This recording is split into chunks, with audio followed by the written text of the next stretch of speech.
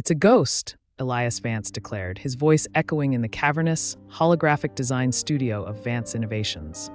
He slammed his hand on the console, causing the shimmering 3D model of the legendary Grand Alistair Theater to flicker. "We're chasing a ghost." His team of world-class architects and engineers, all clad in minimalist black, exchanged nervous glances. They were competing for the most prestigious contract of the decade, restoring and expanding the Grand Alistair, a masterpiece built a century ago by the eccentric and reclusive genius Silas Croft. The problem lay in Croft's original blueprints, which had just been unearthed.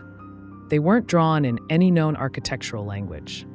They were a maddening web of esoteric symbols, celestial charts, and what looked like musical notation. "Every structural analysis program we have has failed," said Marcus, his lead engineer. "The load-bearing calculations are tied to these symbols. The city's historical commission has forbidden any work until we can prove we understand Croft's original intent." "It's impossible." "Impossible?" Elias scoffed, his sharp jaw tight with fury. "We designed self-sustaining cities on Mars, but were defeated by a dead man's doodles?" He gestured wildly at the incomprehensible diagrams projected on the wall. "Fine. I'll give my personal shares in the next IPO, a 7-figure payout, to anyone in this building who can tell me what this means." "Anyone." The room filled with the awkward silence of impossibility. Then a quiet, hesitant voice came from the doorway. "It's not a doodle. It's a resonance map." Every head turned. Standing there was Maya, the woman who managed the firm's physical archives in the sub-basement. She was a figure most employees barely registered, a quiet presence who dealt with dusty scrolls and forgotten models. She wore a simple cardigan, and her hands were smudged with graphite. Elias stared, a flicker of annoyance in his eyes. "The what?" "A resonance map," Maya repeated, stepping into the room.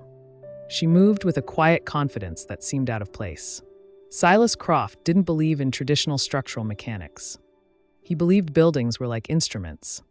He designed them to harmonize with their environment, the wind, the ambient city sounds, even the seismic vibrations of the earth. Those aren't structural symbols, they're harmonic notations. He built the theater to sing. Marcus let out a disbelieving laugh. "Sing? That's a romantic notion, but it's not engineering." "It is," Maya said, her gaze fixed on the blueprint. She walked to the projection and pointed to a complex spiral. "This isn't a support column. It's a dampening coil. It's designed to absorb and redistribute low-frequency vibrations, turning potential stress into a harmless, subaudible hum. Your software can't read it because it's looking for a pillar, not a tuning fork." The room was utterly silent. The world's most advanced architects were being given a lecture on structural engineering by the company archivist. Elias, for the first time in his professional life, was speechless. He looked from the complex diagram to the quiet woman who read it as easily as a newspaper. "Who in God's name are you?" Maya met his intense gaze. "I'm the person who knows how to make the theater sing again," she said softly. "And I believe you mentioned a reward." The days that followed felt like a fever dream for Elias Vance. He, a titan of ultramodern, AI-driven design, found himself in the firm's dusty, forgotten archive in the basement. He had given Maya a dedicated workspace, and she had transformed a corner of it into a recreation of Silas Croft's world. There were no computers. Instead, there were drafting tables, specialized tuning forks, and books on acoustic physics and sacred geometry. Maya worked with a focused intensity that was mesmerizing. She didn't just read the blueprints, she inhabited them.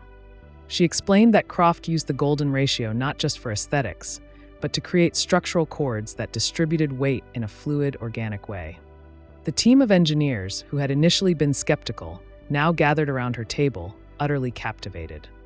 "The main archway isn't supported by a keystone," she explained one afternoon, sketching on a large piece of parchment.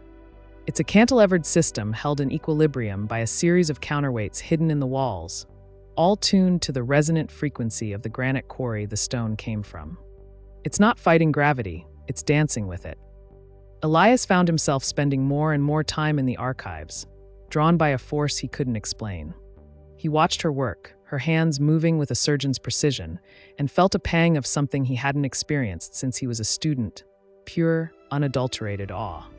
He had spent his career chasing the future, But Maya was showing him that the past held a wisdom his algorithms could never replicate. "You weren't always an archivist," he said one evening, finding her carefully restoring a delicate physical model of the theater's dome. "I've always loved old buildings," she replied, her answer a polite deflection. "This is more than love. This is innate," he pressed. "Where did you study?" "Here and there," she said, her focus remaining on her work. Elias was a man who could command boardrooms and bend city councils to his will, but he could not get a straight answer out of Maya. He asked his HR department for her file, but it was thin.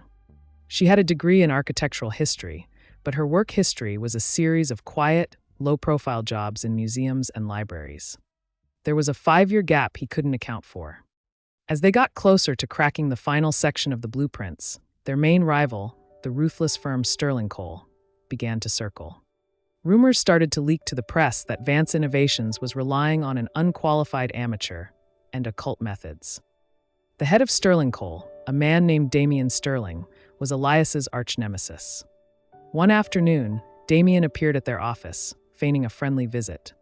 He walked through the main studio before making his way down to the archives. "Elias, I heard you were dabbling in alchemy," Damian said with a smirk, seeing Maya's unconventional workspace. He looked at Maya with open condescension. "Let me guess, you read the building's horoscope to check for structural integrity?" Before Elias could retort, Maya spoke, her voice calm and even. "Silas Croft's work is based on cymatics and harmonic architecture, Mr. Sterling. It's a field that predates modern engineering. Perhaps you'd be familiar with it if you ever read a book that wasn't a balance sheet." Damian's smirk vanished. He looked from Maya's confident face to Elias's protective stance and left without another word. That night, Elias found Maya packing up her tools. "He got to you, didn't he?" "Men like him always try," she said. "It's not the first time my methods have been called into question." There was a shadow in her eyes, a hint of a past wound. "What happened?" he asked gently. She hesitated, then finally looked at him. "I was an architect once. A lead architect." The admission hung in the air. "What project?" "The Viridian Bridge," she said, and Elias felt a chill. The Viridian Bridge was infamous. It had collapsed during construction 10 years ago due to a catastrophic design flaw. It was one of the biggest engineering disasters of the century. The official report, Elias said carefully, blamed a miscalculation in the tensile strength of the suspension cables. "The official report was wrong," Maya said, her voice barely a whisper. "I was the one who signed off on the design. My partner, the senior engineer on the project, he changed the specifications for the steel composition at the last minute to cut costs. He falsified the material reports. When the bridge collapsed, he buried the evidence and pointed the finger at me. He said I was obsessed with unproven theories and that my design was fundamentally unstable." She looked away, her gaze distant. "My career was over. I was blacklisted. No one would hire an architect who had, on paper, caused a disaster. So I disappeared. I took a job where I could be close to the buildings I loved, but where I could never hurt one again." Elias finally understood. Her quietness wasn't shyness, it was a shield. Her sanctuary in the archives was also her prison. "His name," Elias said, his voice cold. "What was his name?" "It doesn't matter. He's very powerful now." "What was his name, Maya?" "Damian Sterling." The final presentation to the City Commission was held in the Grand Ballroom of City Hall. Elias and his team were there, but the star of the show was Maya. Damian Sterling and his team sat in the front row, looking smug. The night before, he had leaked a scathing article detailing Maya's connection to the Viridian Bridge disaster, painting her as a dangerous and unstable liability. "Mr. Vance," the commission chair began, her expression grim. "In light of the information published this morning about Ms. Benitez's professional history, this board has serious reservations." Damian Sterling smiled. "Your reservations are based on a lie," Elias said, stepping to the podium. He hadn't come with a holographic display or a data-driven presentation. He came with Maya's hand-drawn sketches and a single crucial piece of evidence. "For the last decade, the world has believed the Viridian Bridge collapsed due to a design flaw," Elias announced. "That is incorrect. It collapsed due to material fraud, perpetrated by the man who was senior engineer on that project, Mr. Damian Sterling." A gasp went through the room. Damian shot to his feet. This is slander. You have no proof.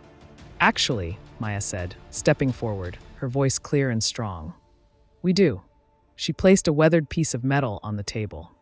This is a fragment of one of a suspension cable from the Viridian Bridge. I've kept it for 10 years. And this, she said, placing a new report next to it, is a metallurgical analysis we commissioned last night. It proves the steel used was a cheaper, inferior grade, completely different from the one specified in my original plans. A specification that was changed, without my knowledge, by the senior engineer. She then turned to the blueprints for the Grand Alistair. Mr. Sterling called Silas Croft's methods a fantasy. But Croft's genius was that he understood something fundamental, that buildings are alive. He knew that materials have a memory, a frequency. The reason I was able to decipher his work is because I've spent my life listening to buildings instead of just looking at them. While Mr. Sterling was cutting corners, I was studying the very soul of architecture. She looked directly at Damian. You didn't just cause a bridge to fall. You tried to silence a philosophy you were too ignorant to understand. The commission was in an uproar. Faced with the new evidence, Damian Sterling crumbled. Vance Innovations was awarded the contract. The restoration of the Grand Alistair Theatre became a global sensation, a triumphant fusion of historical genius and modern innovation. Months later, on the night of the theatre's grand reopening, Elias found Maya standing in the center of the main hall. The acoustics were perfect. The air itself seemed to hum with a gentle, harmonious energy. It's singing, she whispered. You made it sing, he replied. He handed her an envelope. It wasn't a check. It was a set of new business cards. They read, Maya Benitez, Head of Historical Restoration and Design, Vance Innovations. I have another offer, too, Elias said, his voice softer. The firm is opening a new foundation, the Croft Foundation for Architectural Preservation. It needs a president, someone to ensure that the wisdom of the past is never forgotten. Maya looked at him, her eyes shining in the soft theater lights. And who would be the CEO of this foundation? I was hoping he could be the president's partner, Elias said, in business and otherwise. A genuine, radiant smile spread across Maya's face. I'll consider it, she said, but my methods are very unconventional. Maya, Elias said, taking her hand. I'm counting on it. High above the city, under the restored, star-painted dome of the Grand Alistair Theatre, the architect of the future and the archivist of the past stood together, ready to build a new world, one that knew how to listen to the songs of the old one. Thanks for being till now. Please subscribe, like and share. Thanks for subscribing.